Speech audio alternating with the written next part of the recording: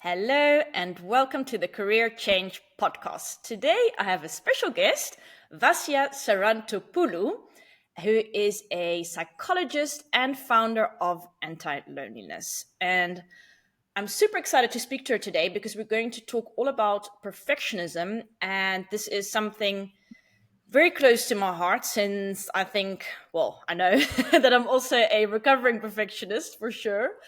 And many of my clients are also perfectionists and struggling with perfectionism, which is really stopping them from achieving their goals and their dreams. And it's really quite a serious thing. So I'd love to dive into you about this. So thank you so much for being here today, Vassia.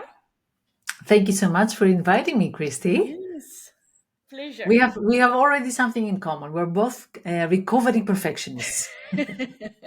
Exactly. Yeah. So that brings us together like that. So my Exactly. first question to you is: I think most of us know what perfectionism is, but maybe you have a nice description how you see perfectionism. Um, so usually, sometimes people say to me, "I'm not a perfectionist. I'm okay, with not having everything in order." And maybe there's a little bit of misunderstanding there that we think that being a perfectionist is somebody who organizes everything by color or everything is tidy and neat in their office, in their house. But that's not exactly what we mean. We're talking about the mindset of perfectionism. And I'm going to give you a little bit of a metaphor. Like, imagine that you're climbing a mountain. A perfectionist will only celebrate when they reach the very top, Mm. and they will dismiss any other progress that they would have made along the way, um, unless they meet to this they reach the summit. So that's the feeling of the crippling experience actually of perfectionism. Nothing is good enough, Mm. or anything less than perfect is a failure. And we're talking about this cluster of feelings, beliefs, and behaviors that stem from the belief that we're not enough. So we tend to overthink everything we done. Like, for example, I was talking to a client yesterday and she said to me, like, I'm being, very chatty when I'm in a group of people that I meet and talk about my company. And then I go home and I beat myself up. Why did I say that? Was I talking too much? What are people thinking about me now? Oh my God, I messed it up. I completely messed this opportunity to meet other people and to trust me. Nobody's going to trust me. So you see this self judgment is really high in perfectionism. We never feel that we are enough. We never feel that we are liked, or that we think that other people are judging us all the time. And we set these unrealistic standards all the time. And we think that I'm going to be enough when I do that. And when we reach that, then we move the target to even higher. So it's It's really crazy to think overwhelming. about it. Sorry?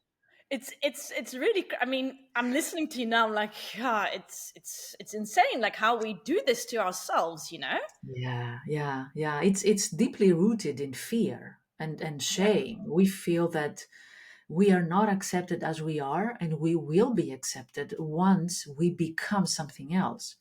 Mm. There's a lot of lack of self-acceptance Mm. in perfectionism, and the paradox is that we are trying to fill in the gap of self-acceptance by all these efforts for external approval. Mm. We lack our self approval, but we are seeking for external approval. And where do you think this comes from? Because I think it's more women than men in general. Like, do you feel it's because of our childhood, because we've maybe didn't get the approval from our parents, maybe, or the love or the that we needed, or why do you think so many women struggle with perfectionism? So I'm going to tell generally, and then I'm going to focus also on women. It's not necessarily that we had abusive parents. Like, we don't want to blame the parents in such a way. Yes, there are cases where our parents were very distant, emotionally not connecting, and then we were trying to fill in the gap of that connection by giving more, hoping that one day we're going to be more loved and they're going to pay more attention to us. As children, we connect the dots in our own childish way. So, like when we come back from school, and our parents were always busy and very disconnected from us, but then suddenly we tell them that we got an A grade, and they're paying attention and they're calling everybody in the family, oh my god, Vasya got an A. Then we actually connect the dots by saying, oh, so when I am a good student, they pay more attention to me. Okay, I got it. I'm going to do that more. So maybe that's, and of course it's really unconscious from the side of the parents. They're doing their best, they're trying their best. But also parents who are not just emotionally unavailable, but maybe they are really struggling in life. And I'm talking about parents who are struggling with their marriage, like they're going through a divorce, or parents who are struggling with alcoholism or mental health struggles. They can be very detached, which and disconnected from the child, which again, the child translates as, I cannot be a burden for my parents now, or I cannot control my parents right now. So I'm going to do the best I can in order to control my life. And this is where they focus on school, achievements, having a tidy room, for example. They want to bring a sense of safety and control in their life because there's no such in what's happening in their reality at the moment. And that's why one of the strongest point of features of perfectionism is control. We want to control what other people think of us. We want to control the results of our efforts. Specifically about women, I think it's what we learn already from very young age, that we need to care about other people's feelings. And we learn in many cases to abandon ourselves, our own needs, our own feelings, and cater for other people's feelings. And this is where guilt comes. Guilt and perfectionism, they go together. We're feeling bad because somebody else doesn't think well of us. We think bad because we inconvenienced somebody. I remember that I saw a documentary in BBC some years ago, and it was called The Life of 3-Year-Olds. And they did an experiment. They made a jar of lemonade, but they put a lot of salt in it, a lot of it. Like you couldn't even taste the lemon. And they gave a glass of this lemonade to boys and girls. Boys immediately they expressed their disgust and they said, "Ooh, I'm not going to drink that. No, thank you."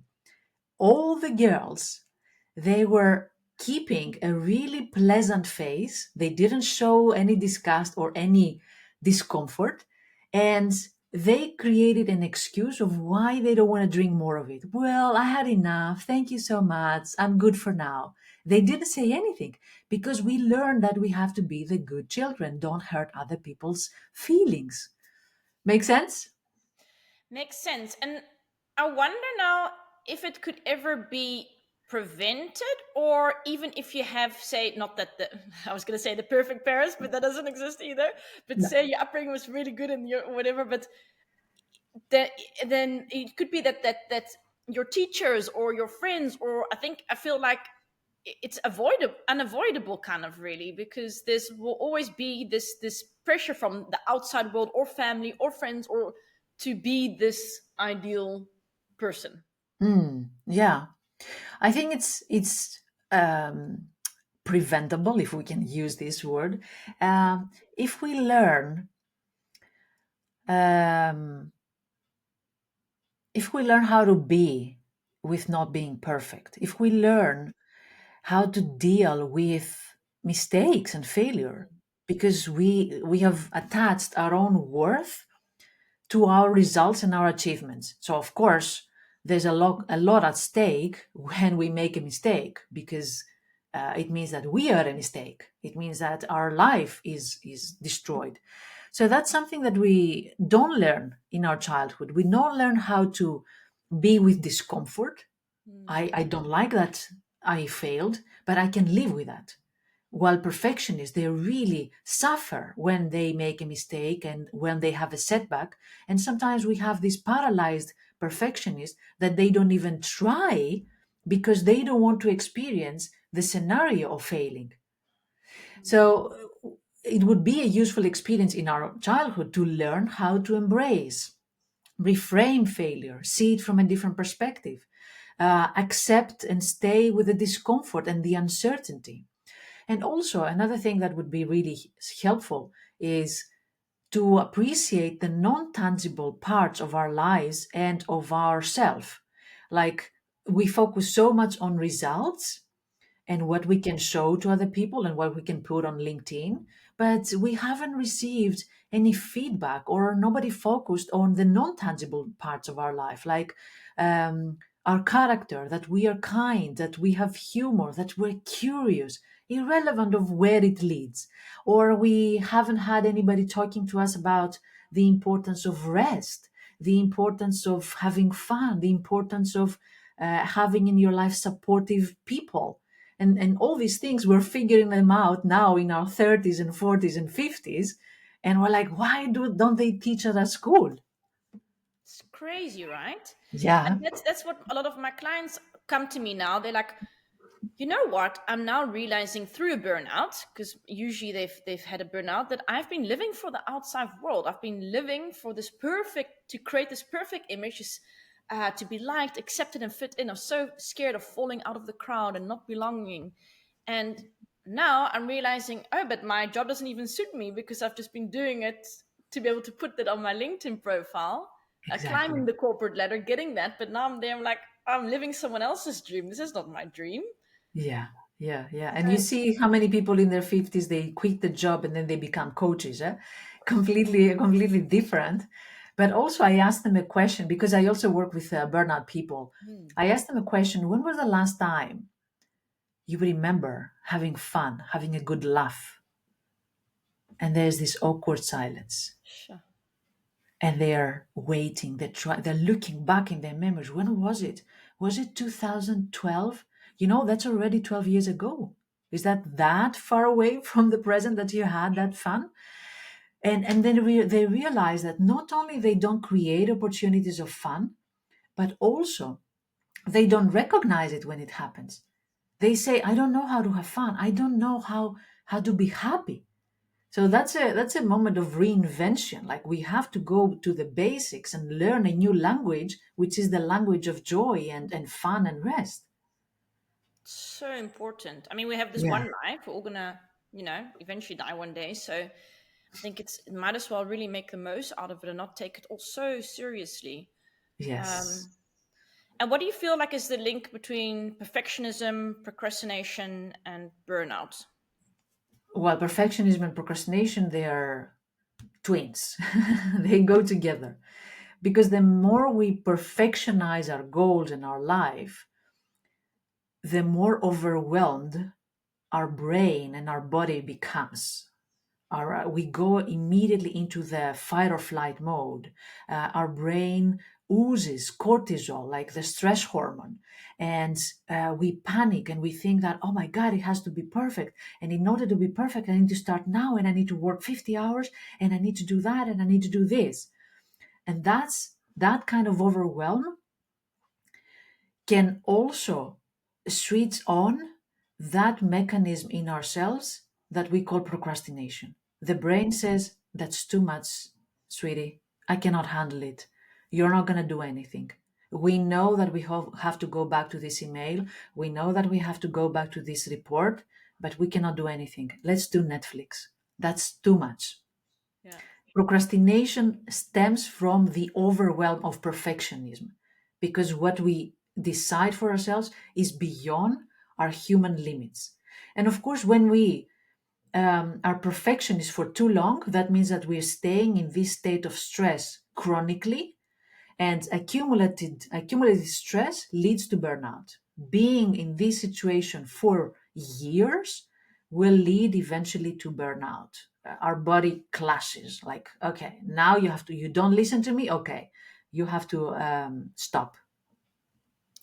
Yeah, it's so important to seek help and to do this, because you really limit your life and able to achieve so many things when you if you wouldn't have gotten to this point. And I think a lot of people, they have to get really hit rock bottom before they're like, okay, I need to make some changes in my I life. know. Yeah, Then I it's know. too late.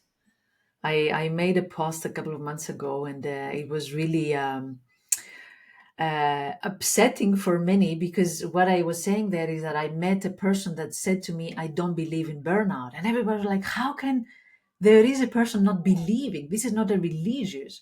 But you see, sometimes that we really think that we are omnipotent and invincible, that nothing stops us. And we keep pushing our body so harsh and our mind so harsh, that eventually we burn out. But that mindset of, I don't believe in burnout, I'm strong, I'm fine, I'm not gonna, nothing will happen to me, is one of the mindsets that will lead eventually to somebody crashing, because they don't listen to their own boundaries. It's really crazy. I've a personal story. A couple of years ago, I was feeling very lost in my career, which also led me to become a career coach. And I really, now looking back at it, I'm like, I really felt depressed for a couple of years, but I didn't. I just kind of thought, well, this is how life is, that you feel a bit sad and not happy, and it's really crazy. And now that I feel so much better, I'm like, huh?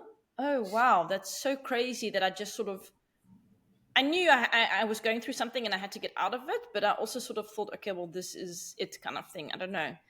It's so I can imagine also people, like you said, they can't remember the last time they laughed or were happy, that they just accept the situation and don't really do anything about it. Maybe because they Yeah. think they can't do something about it, or can don't know how to change the situation, which is very sad actually. Yeah, or maybe they think that it's not serious enough. Yeah, as you said, everybody goes through that, or it's normal. And then we keep waiting and waiting until one day it's really at the very severe stage that we just have to stop working. It's that Mm. serious that we have to stop working. But it's also because um, we overestimate our capacity. We overestimate our abilities to deal with that. Mm. We don't want to take help. We don't want to ask for a sick leave. We're also again thinking about other people. Like, I know that if I take a sick leave, Christy will take my load, and I don't want to give it to Christy. It's not her fault, so I'm going to stay. I'm going to work. So that's again the thinking about others more about what we think about ourselves. Yeah. And then what is your story? Yeah, because you said you're also a recovering perfectionist. Like, how did it all start, and how did you get out of it and start your own business?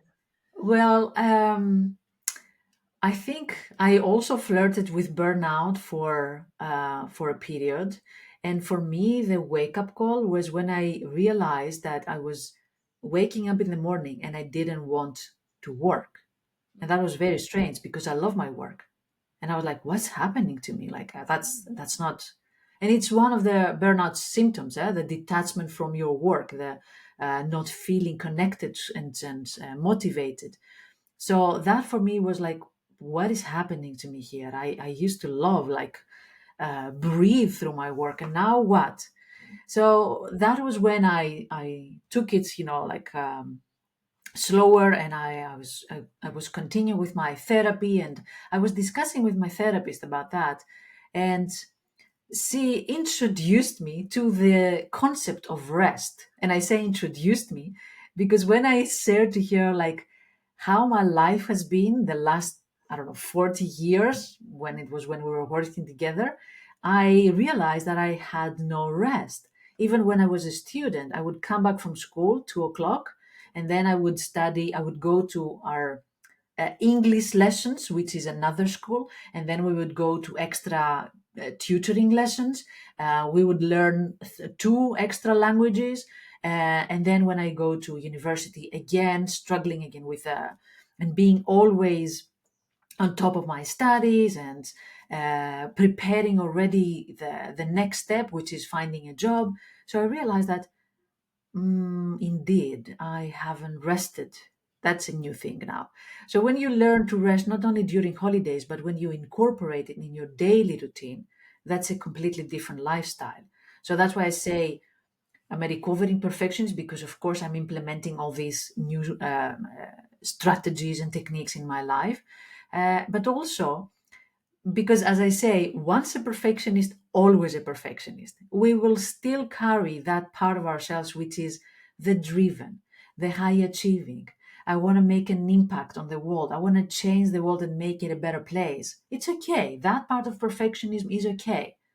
But we also want to incorporate the other, the more human side, which is the rest and the fun and the joy and being kind to ourselves and accepting who we are, and um, and not being shaken by failures or by changes in our lives. We have a core which is concrete, and this is our self worth and doesn't change. So that's the things that we're learning while we're recovering. Yeah, that's really good. Like, um, I must say also now, this is just other small things, but like with my own kids, I was always like in the house, when trying to make everything perfect and everything. And now I'm also, I don't have much time anymore, so I just have to do things quicker. Also, with writing posts or making a reel. I think when I just started coaching, I probably redid a reel like 10 times. Like, oh no, I said one word wrong. Oh no, then I have to do the whole thing again. Now I'm just like, one, two, three, go. Okay, I choose this. Oh, I said something wrong. Doesn't matter. Go. It's like more okay speed. Like I can't be redoing things the whole time or rereading a piece of text that I'm going to post. And I Yeah. think that also has to do with the fun, because then the fun also kind of goes out of it. If you keep on having to make it so perfect or everything so perfect in your life, the fun just goes away. Exactly, exactly, yeah. And as we say, done is better than perfect, eh? Yes, exactly. And then tell me about your company, because what made you, start your company offering mental health services? So I came to the Netherlands 11 years ago, and I did a second master in psychology. And while I was preparing to start my own practice, I was thinking, like, what is one struggle we all go through, irrelevant of our mental health level or irrelevant of where we live and what we do. And I realized that it's loneliness, the feeling of being disconnected from ourselves, the feeling of being disconnected from others and not belonging. And that's why I named my practice Anti-Loneliness. But also because when you start seeing a therapist, you start feeling seen, which already erases some of the loneliness that we're experiencing. Um, what we do, I started as a solo practitioner, and now I have a practice of 15 psychologists working together with me, and mainly we're supporting people in the Netherlands. And usually our clients are internationals, digital nomads, people that they are living here as expats or international students. And we see this pattern of perfectionism. Like when you come to a new country, you want to overdo it. You want to offer even more. You want to prove that you're valuable, that you're worthy. So we see that all these people who are driven and high achieving, sometimes they clash. Sometimes they suffer from anxiety, depression, burnout. So this is where we come and we support them in their mental health, but also with relationships. Mm. And what do you feel like your clients suffer with the most? Would you say the loneliness or the perfectionism or? Well, perfectionists are lonely people, because somebody who doesn't know how to have fun, probably they don't know how to have fun together with others. They don't know how to rest. And when you don't know how to rest, you don't know how to be present when you are among other people. So this is something that is really connected. We realize that we know a lot of people, but we're not connected with them because of our perfectionism, and because we're always work driven and work focused. So indeed, they struggle a lot with perfectionism, burnout, anxiety. They're high achievers. They want to succeed in their career, or they're working as PhD candidates, or they're students and they want to excel in their academic but also then professional life. They also suffer with imposter syndrome, which is also another feature of high achievers, because they realize that there's still a lot of things to learn. And we have this comparison.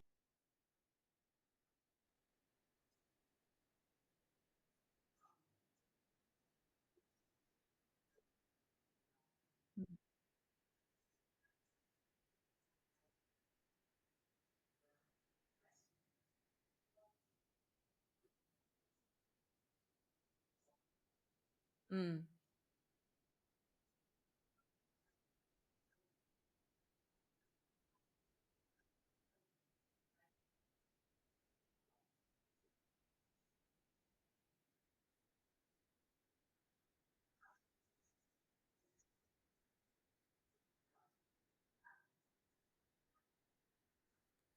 Yeah, and I think you really start sabotaging yourself, because I also spoke to a client and she's starting her own company and it's super good, it's all out there, but there's something stopping her the whole time. And she's like, yeah, I just feel like I don't know enough. I should know more. And what if somebody asks me a question and I cannot answer?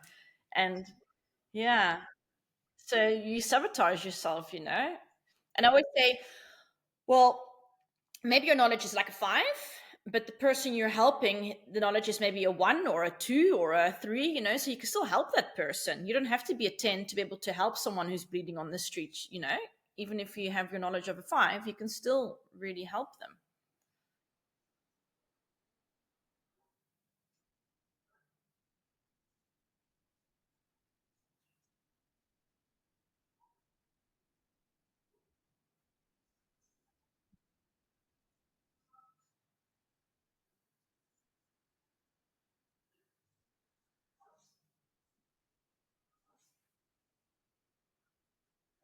Yeah,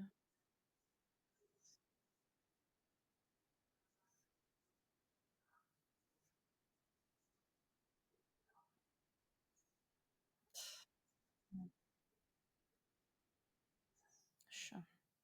And how do you help your clients recover? Maybe just a few little tips or tools or something that.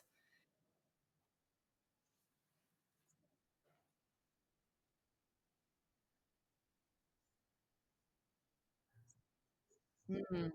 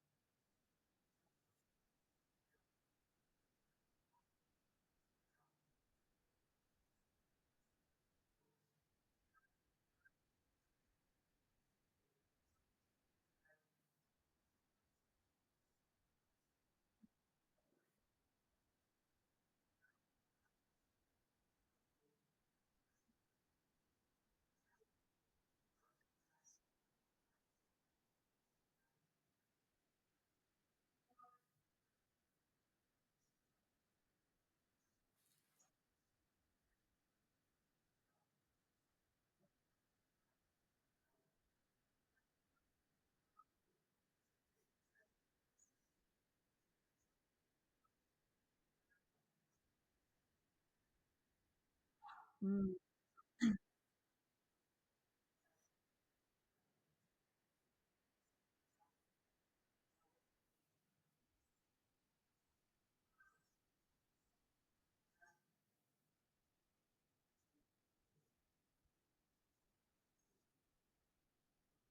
Mm.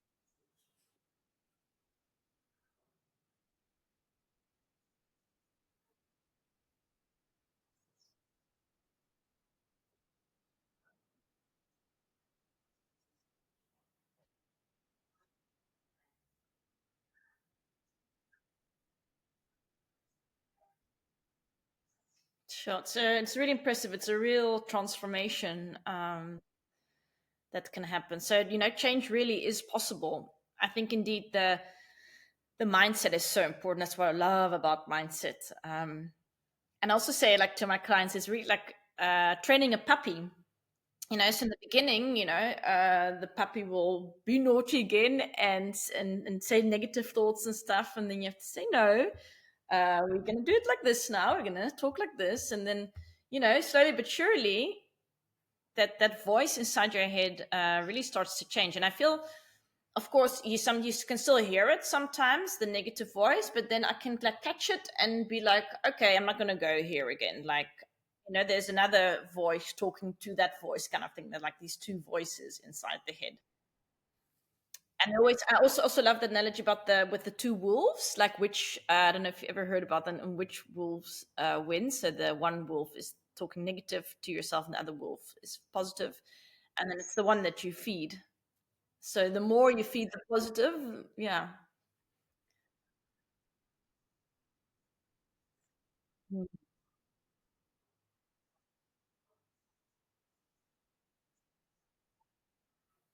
Very powerful work.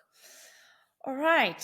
Then my last question. I don't know, any last piece of course my audience is women who feel stuck in their job, they want something else. But yeah, they are very scared. All the voices, the perfectionism, everything. I don't know, do you have any last piece of advice for these women listening?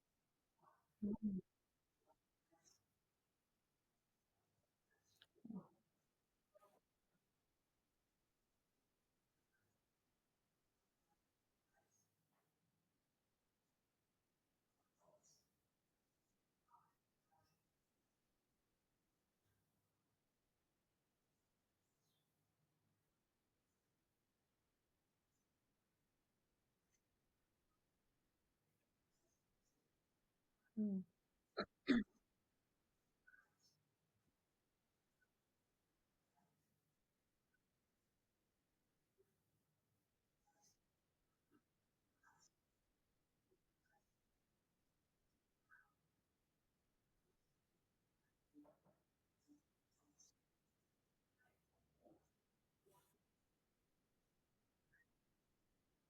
Mm. Yeah.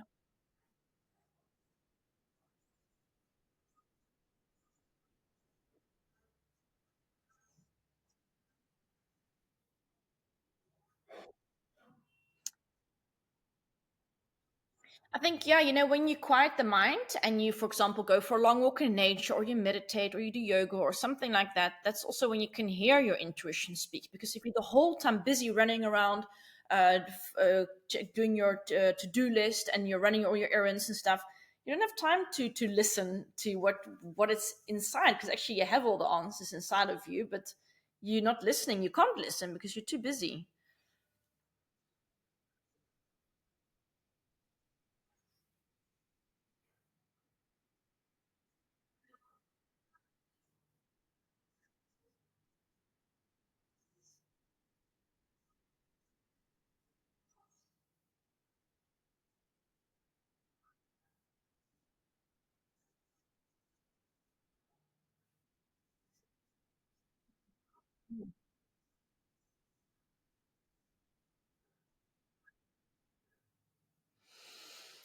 Yeah.